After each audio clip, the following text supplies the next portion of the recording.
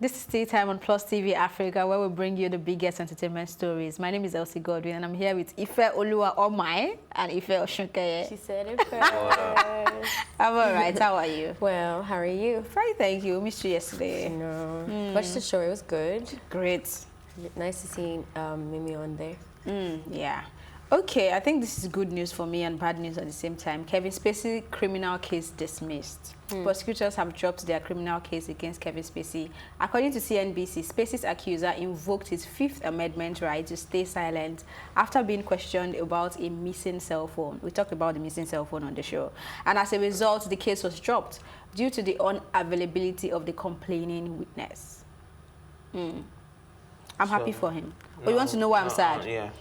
Because this man was removed from my show, House of Cards. Yeah. What? That's the name, yeah, right? House of Cards. And now, how are they supposed to navigate back to that point? Did they give him like an open contract, the way they've done with Juicy, which I highly doubt, that if this case goes this way, then you kind of come back? I mean, all these accusations that are not founded. Is there an open contract with Juicy? Yeah, there is. Remember those people signed petitions and they were like, once the case is then so it's not like he's off the team, but he doesn't have they like didn't like it's the ABC that is in charge of Fox. Empire? Fox, yeah. I don't think they came out to say that regardless if the case goes No. Fox said that they haven't fired anyone, something like that. Fired him. Because the case is still ongoing, yeah. they're removing him because people were backlashing them for removing his character. Like they're really removing him for now till everything is sorted out. And once settled out, then they'll make the final verdict. But that's different for Kevin because he was removed. So on this case, it's just really sad that this keeps happening, especially when the Me Too movement, because this came out during the Me Too movement when it was ongoing. Rap was one of the people, the actor Rap, was one of the people that claimed that when he was 14 years old, Kevin Spacey dated and touched him inappropriately, but that case was also dropped. Now, this is the son of another news anchor, a popular news anchor, that claimed that when he was 18 years old, she was actually the one who filed the lawsuit saying that Kevin, on behalf of her son, slipped his hand into her son's pants and all of that. And it's just sad that, okay, you make such accusations about this important people, so to speak, and then at the end of the day, you can't even prove your case in court. So it just makes me feel like sometimes, not most times, sometimes, it's a case of extortion. It's a case of what position do you actually hold in the society before we come after you, because you can't tell me that we don't have random people on the streets of America that do this to young people. Yes, they may face, but it doesn't get enough publicity. So I understand because they're random people. Yeah, I was getting there. Sorry. Yeah.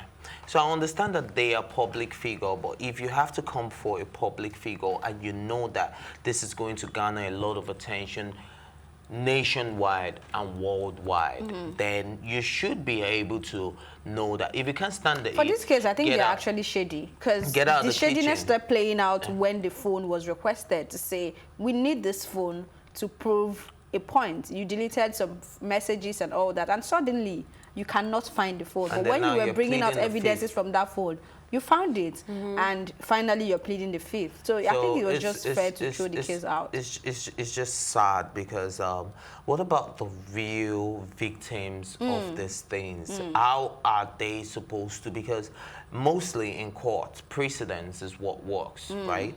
So if they have to follow the precedence of a Kevin Spacey case, probably they will have a lot of legit cases getting thrown out because for some legit reason, the victim cannot actually find some of these evidences or some of this evidence that you're actually saying. But they get thrown out because some people in the past have come out of extortion to get these people. So I think it's just sad, and I think a lot of people should just wisen up and not just think about how to extort celebrities and all of that. I think it's really sad about like his reputation and stuff. That's the biggest thing for me. Not necessarily what it speaks on rape, but what it has done to a man and his life and stuff. Apart from the show, I'm sure there's many other organizations or partnership that he's been involved in that have raped him out of that, because I know we're trying to build a low tolerance for rape. So anyone associated to that, you quickly remove yourself from that. No, this has nothing to do with rape. This is just in this instance. Well, okay, I mean like sexual abuse. Yeah. I know people are trying to, get a high tolerance society and low tolerance society against sexual violence. So I know, I'm very sure he hasn't just lost deals on just House of Cards, but a lot of other things, and that really saddens me, especially if you cannot prove that this man deserved that. And the annoying thing is that losing will continue, because there are people, even regardless of this case being thrown out, they'll still hold on to the fact that he was once in court for this sort of thing. And it wasn't just one time. It was two or three people have come to say that he's been involved in groping or whatever it is. So it's really sad. In regards to I would say that this doesn't have to happen for any other case to be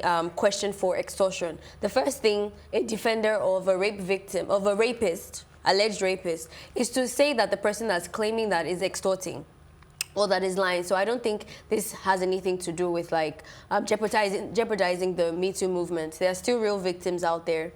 And then it's just tricky, because usually, like I've always said, even in regards to Koza and Busala and all those people, is that the nature of rape is that or just abuse really, is that if there's no camera there, it's my words against yours. And even with this case, I read an article that was saying that despite the fact that this person couldn't prove that their case, doesn't necessarily mean that he's guilty. We might want this particular one, yeah. Okay. She was saying that there's a lot of if you start the case with the emails that the messages that they brought out from the phone, was still evidence enough that there was something involved with an old man and an underage boy. Just what I mean. So it's not as if he's forging the story from nowhere. There was something. Now, but to be able to prove enough to jail someone is where the issue comes from. So it's very tricky. Like, we don't know what the background, like I said in the last time when Okpe was here, we don't know what the background story is. We don't know exactly why this person has gone this far and all of a sudden is removing. Maybe he's not telling the whole truth and he's telling half. He's not telling the whole truth. Or like a half truth. But to say that he's completely innocent and this person was just extorting is a bit of a stretch. Okay, it's time for a quick break, but when we return, Beyonce's Lion King album is up for conversation. We'll be right back.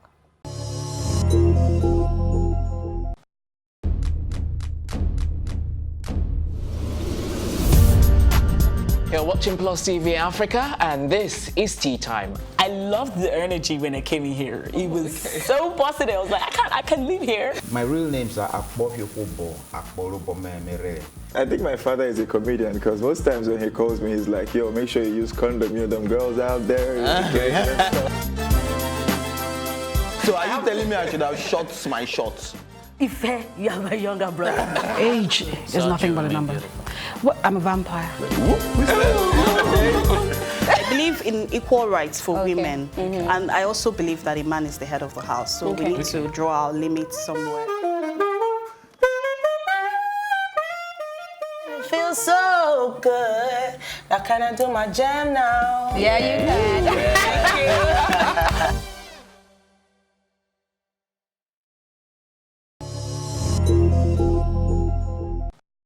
Welcome back. Beyonce explains why she worked with Yemi Alade, Tiwa Savage, Shatta Wale, and other African music stars on the album.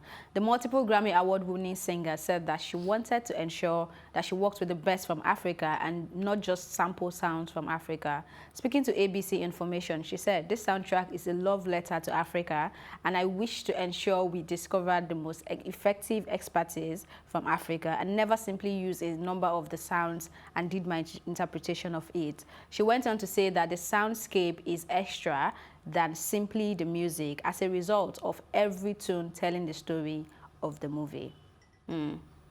I think she just shut at the table. Wow. If you ask me, but go on. No, just help us break it finally.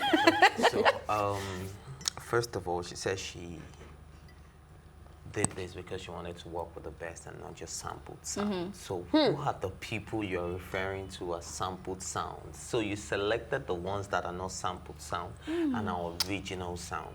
So if you did not make it to the album, you're probably an African sampled sound because a Beyonce, a Beyonce would have done a proper research. She'll have a PR team. She'll have everybody jumping on it like, okay, look at those people that are putting originality into their craft. And after she said this, I actually profiled everybody on that list. From Wizkid, Nigeria, I guess. Yes, from Nigeria. Even from Ghana, Shatta Wale as well. Wizkid, we know that Wizkid has always been consistent with his sound, and everybody has always argued that Wizkid is selling a sound and not necessarily lyrics. Do you understand? Because Wizkid has a sound. You can listen to a Wizkid song today and you don't like it, but it grows into you with time. Do you understand? That's a sound of Wizkid that you're used to. Now, Burna Boy is another original artist. Now, I don't think anybody can match up to a Burna Boy this day. Like, you can't make a Burna Boy sound if you're not a Burna Boy.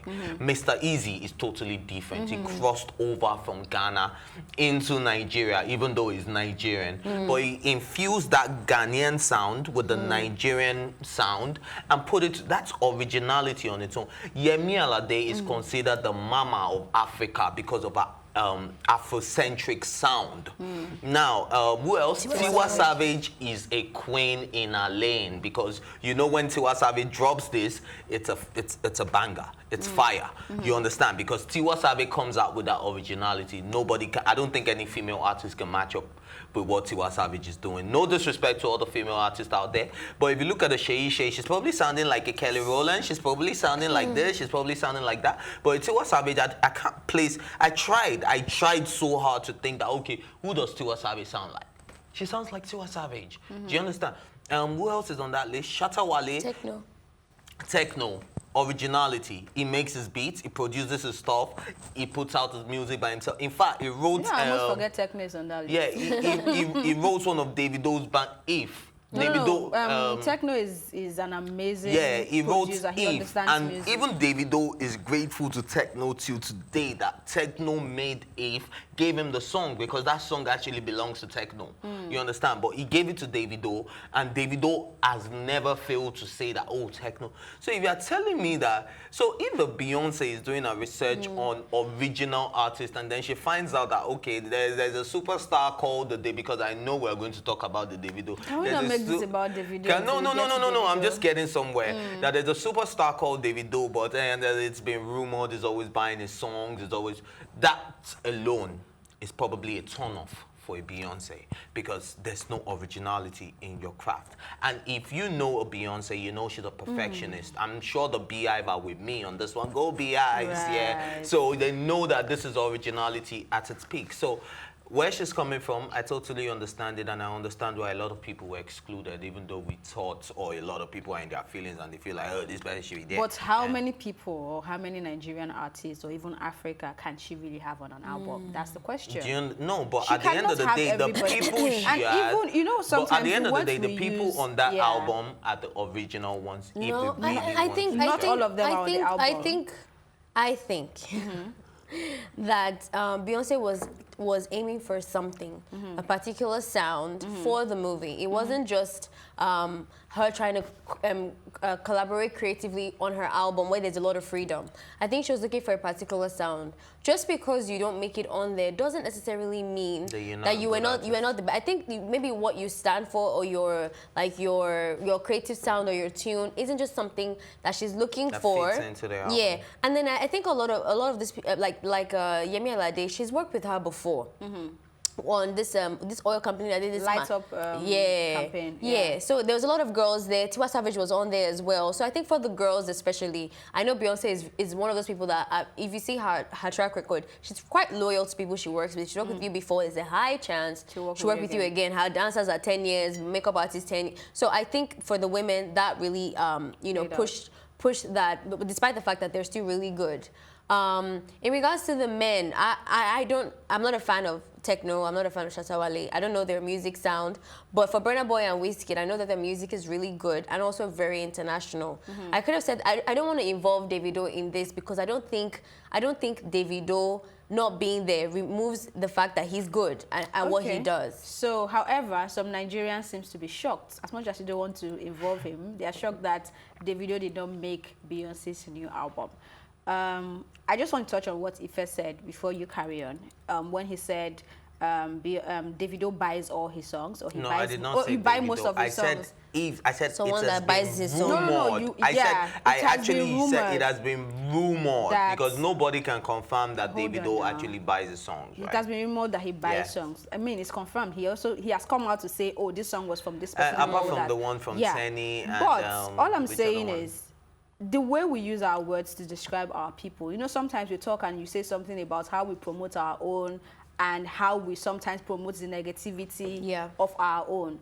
When you say someone bought a song, it's when they are going to describe it over there, when Beyonce is singing a song that is not hers, they'll tell you this song was written by so, and so, credit. Yeah.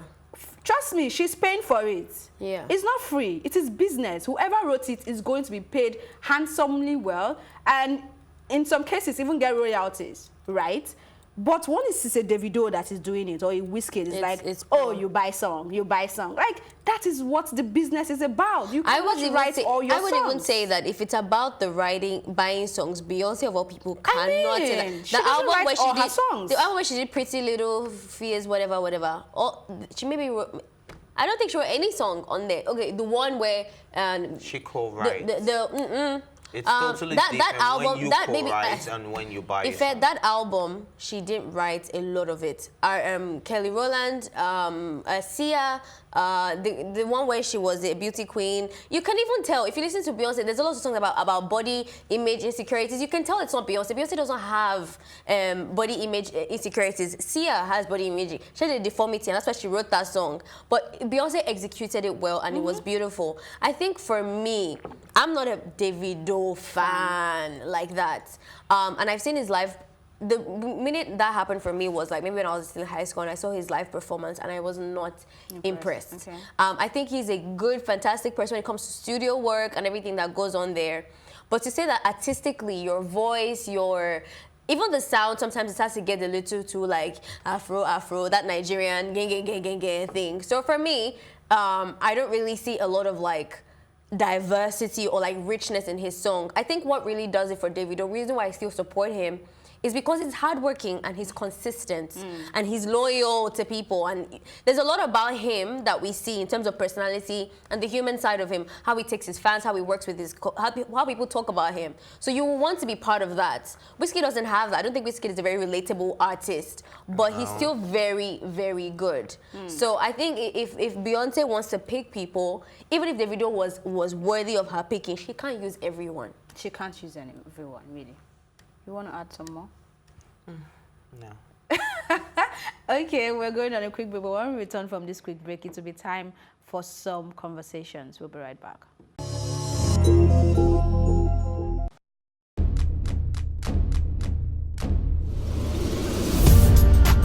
You're watching Plus TV Africa, and this is Tea Time. I loved the energy when I came in here. It was so positive. I was like, I can't live here. My real names are Akbofiofobo, Akborobomemere.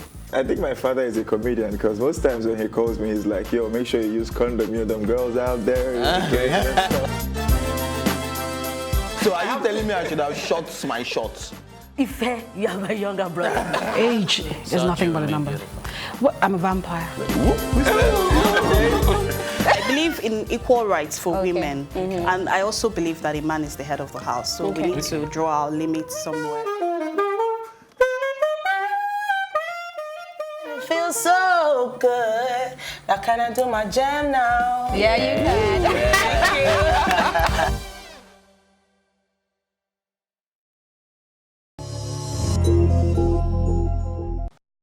Welcome back. This is Tea Time on Plus TV Africa. Ghanaian actress Lydia Forson reveals why women use charm on men. According to her, it can only be patriarchy. She said patriarchy is why girls are inserting things, bathing with concussions, and putting into men's food to keep them, take money from them, and steal them from other women.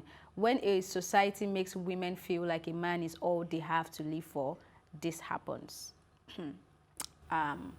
Blame patriarchy for everything, I guess. So I don't know if it's patriarchy that is making you feel that men are supposed to take care of your needs. Do you need to go the extra mile to get it out from them. Like, this is, I don't think this is patriarchy. I think this is just the wicked side of men. Now, let's call it women. It's not men anymore. Yeah. I don't know, but...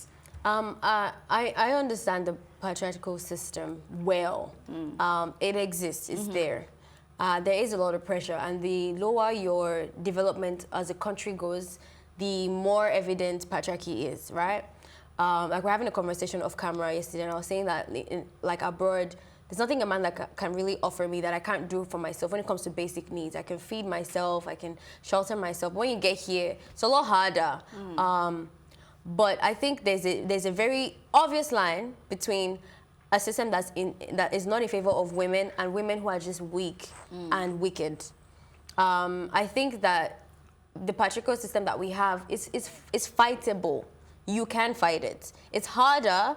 You might have to put in 10 times more work than if it has to put in, but I will still eat when I put my 10 times more work in there. I think it's one thing to advocate for people. It's another thing to now use your problems as an excuse to be bad. There's no need for you to put stuff in your body, charm anyone, get feisty, because a system is not in your favor. If that's the case, then imagine how the world would be. Because gender inequality is just one of the many injustices. Men face injustice on another individual basis. We face other kinds of injustice on a daily basis. So if everybody had a reason to do extreme things because they were facing injustice, then how would the society look like? So I kind of disagree with her on that premise. I agree that women do have to do more things than usual because of the system, but not that. The lady who got arrested, where this whole thing is coming from, Mama G, and the products that she was selling, that's someone that already is showing you exploitation, and you just fell into that. It has. I feel like even if the system was equal, women would still do that. Okay. I'm glad you said even if the system was equal, women would still do that, because you're here on the stable, you're working hard for your money, you're making your living. So what's wrong with all those other women with their beliefs that a man has to do everything for them? You put food on your table, you pay your rent. You put food on your table, you pay your rent. You don't wait for a man to do that for you. So anything that comes from a man should be extra. By the side. It shouldn't be what you should consider as a woman as this is what I'm going to live on.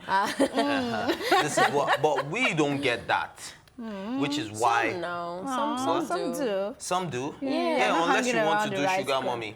No, so some do. Some do. Like you get extras. Like from women. Some people date women that are above their pay grade, and the women take charge of that relationship. And it happens. Wait, look, because of the egoistic nature of men, that makes you feel less than a man. Some men have some people don't worry. Forget it. Yeah, so this is the same thing we're talking about. Some men are shameless. Yeah. While don't make it shame. If a woman can collect from a man, why can't a man collect from a woman? Okay, yeah. Now you guys just proved to me that you're true feminist, and for the first time I agree that you're feminist. So good for you guys. So yeah, so that's a good way to look at it. But I just think it's laziness on the part of most of these women, and if you feel like it's the patriarchal system that is making you want to do that, because man, I don't even think anybody can put charm in my food that will make. Are you jonesing? What type of charm? What will come out first? As in, wait, what? What would they get? Are you trying to shade me? No, I would. Anyways. What do you mean? What do you mean? No, wait. Elaborate. Time is up. That's how we wrap up on this episode. Thank you so much for watching, and do subscribe to our YouTube channel to watch episodes that you've missed at Plus TV Africa. My name is Elsie Godwin, and I have to thank my co-anchors, Ife Oluwa Omai and Ife Oshunkeye, for doing this with me. We'll see you later this afternoon.